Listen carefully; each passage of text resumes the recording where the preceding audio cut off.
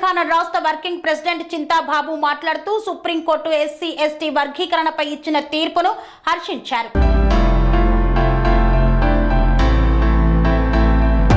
సూర్యాపేట జిల్లా కోదాడ పట్టణంలో ఎంఆర్పీఎస్ తెలంగాణ రాష్ట్ర అధ్యక్షులు మేడి పాపయ్య మాదిగ ఆదేశాల మేరకు మేడి పాపయ్య నాయకత్వంలో 30 సంవత్సరాలు ఏబిసిడి వర్గీకరణ సాధనకై ఈ రోజు సుప్రీంకోర్టులో ఎస్సీల వర్గీకరణ ఏబిసిడిలుగా అమలు చేసుకోవచ్చని తీర్పు ఇచ్చినందుకు 6 జడ్జిలకు కృతజ్ఞతలు తెలియజేశారు. గత 30 సంవత్సరాల నుండి ఎస్సీలను ఏబిసిడిలుగా విభజించాలని ఎన్నో పోరాటాలు చేయడం వలన కోర్టు మాకు అనుకూలంగా తీర్పు ఇవ్వడం పట్ల ఎంఆర్పీఎస్ పక్షాన హర్షం వ్యక్తం చేశారు. భవిష్యత్తులో మా పిల్లలు విద్య, వైద్య, రాజకీయ, ఆర్థిక రంగాల్లో అవకాశాలు వస్తాయని మేము భావిస్తున్నామన్నారు. తెలంగాణ రాష్ట్ర ముఖ్యమంత్రి రేవంత్ రెడ్డి నేను అమలు చేస్తా అని మాట ఇవ్వడం పట్ల కాంగ్రెస్ ప్రభుత్వానికి ఎంఆర్పీఎస్ పక్షాన కృతజ్ఞతలు తెలియజేశారు. ఈరోజు సుప్రీంకోర్టు తీర్మానం ప్రజలందరికీ, యావత్ భారతదేశ ప్రజలందరికీ కూడా ఎస్సీ మాదిగ జాతి వర్గానికి ఈరోజు సుప్రీంకోర్టు ఎంతో చాలా శుభదినంగా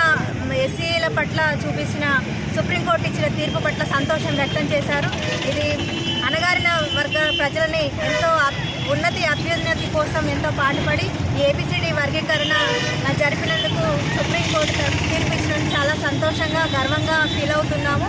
అదేవిధంగా మా ఎమ్మెల్యే గారు ఉత్తమ్ పద్మావతి గారు, మంత్రి గారు ఉత్తమ్ కుమార్ రెడ్డి గారు ప్రోత్సాహంతో సీఎం రేవంత్ రెడ్డి గారికి కూడా వీరందరికీ కూడా నా యొక్క కృతజ్ఞతలు, ధన్యవాదాలు తెలుపుకుంటూ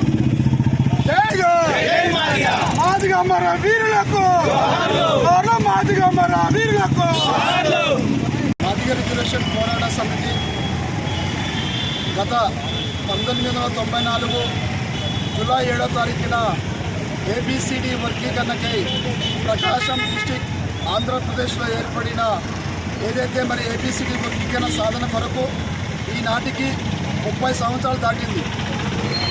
ఏబిసిడి వర్గీకరణ అమలు చేయాలని చెప్పేసి ఎంఆర్పీఎస్ నాయకత్వంలోని ఎన్నో పోరాటాలు చేసిన సంగతి ఈ రాష్ట్ర ప్రభుత్వాలకి, కేంద్ర ప్రభుత్వాలకి తెలిసిన మాటే.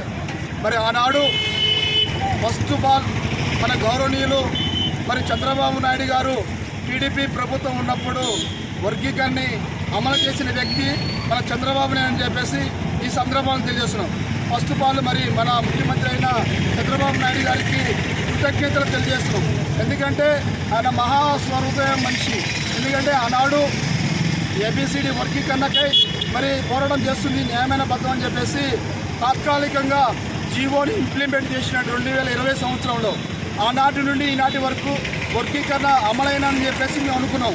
కానీ కొంతమంది మిత్రులు కోర్టుకు వెళ్ళి పార్లమెంట్లో చట్టబద్ధ కల్పించుకోమని చెప్పేసి వారు చెప్పిన విధంగా ఈరోజు మాకు న్యాయం జరిగిందని చెప్పేసి మేము కోరుకుంటున్నాం. ఎందుకంటే మా సుదీర్ఘ పోరాటం ఎంఆర్పీఎస్ లక్ష్యమే మా ఏబిసిడి వర్గీకరణ. ఏబిసిడి వర్గీకరణ అమలైతే మా పిల్లలు భవిష్యత్తులో ఉద్యోగాలు కానీ, విద్యలు కానీ, ఆర్థికంగా కానీ, రాజకీయంగా కానీ డెవలప్మెంట్ అయ్యే అవకాశాలు ఉన్నాయి. కాబట్టి ఆనాటి నుండి ఈనాటి వరకు మేము పోరాటం చేసుకుంటూ వచ్చినాం. ఈరోజు మరి సుప్రీంకోర్టు తీర్పిచ్చినందుకు 6 జడ్జీల ధర్మశాస్త్రాన్ని మరి తీర్పు న్యాయమైన తీర్పు ఇది.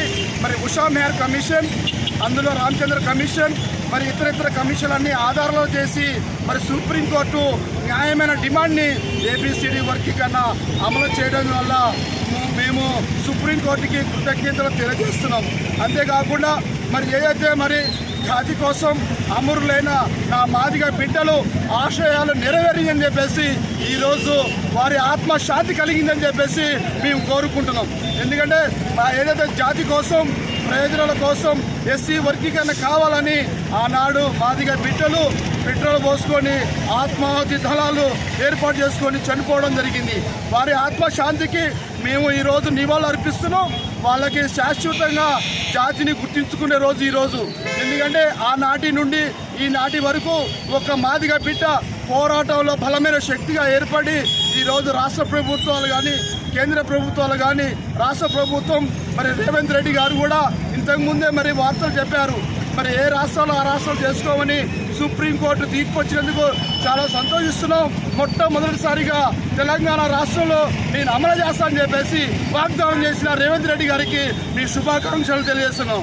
అదేవిధంగా మరి ఈనాడు మరి ఇక్కడ మేము చేసుకుంటున్న పోరాటాల్లో మరి గత 30 సంవత్సరాల నుంచి మరి మేడి పాపయ్య మాదిగ గారి నాయకత్వంలో మరి ఎంఆర్పిఎస్ ఉద్యమాన్ని బలంగా తీసుకొచ్చి ఈరోజు మేము న్యాయం గెలిచిందని చెప్పేసి మేము అనుకుంటున్నాం. ఇలా మాదిగల ఆశయాలు నెరవేరుతాయి. భవిష్యత్తులో మా పిల్లలు కూడా ఉద్యోగ భవిష్యత్తులో డెవలప్ అయ్యే అవకాశాలు ఉన్నాయి కాబట్టి సుప్రీంకోర్టు మరి తీర్పిచ్చినందుకు మేము మరొకసారి తెలియజేస్తాం. జై మాదిగా, జై మాదిగా, వర్ధిల్లాలి మాదిగా అమర వీరులకి, చాలా మాదిగా అమర వీరులకు.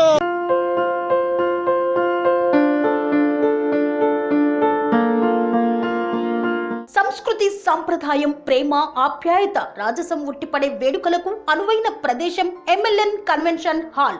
కని విని ఎరుగని రీతిలో జరిగే మీ ఇంటి కళ్యాణ వైభోగానికి అందమైన కళ్యాణ వేదిక MLN convention hall.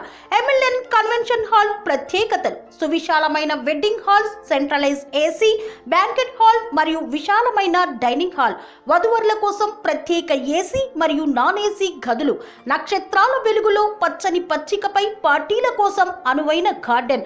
MLN convention లో సీసీటీవీ పర్యవేక్షణతో పూర్తి భద్రత.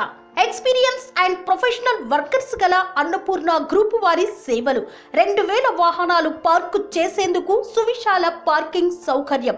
మీ ఇంట జరిగే అన్ని శుభకార్యాలకు, పెళ్లి, reception, engagement, birthdays, get together, corporate events, ఏ ఇతర శుభకార్యాలకైనా అందమైన వేదిక ఎంఎల్ఎన్ కన్వెన్షన్ హాల్. బుకింగ్ కోసం సంప్రదించండి 7550438888 మరియు 7550428888. మా అడ్రస్ చీర్యాల లక్ష్మీ నరసింహస్వామి దేవాలయం ప్రక్కన, near outer ring road, Keesara junction, Cheeryal గ్రామం, మేడ్చల్ జిల్లా.